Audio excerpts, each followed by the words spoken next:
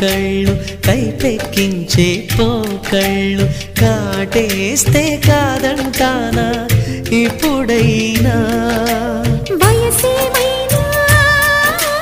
సొగసేమైనా మరపించే మనసేమైనా నవ్వు నవరాత్రి నీ కోసం తీసుకువస్తున్నా మైనా ఏమైనావే మన్మథ మాసం అయినా ఎంతైనా ఇది మెత్తని మోసం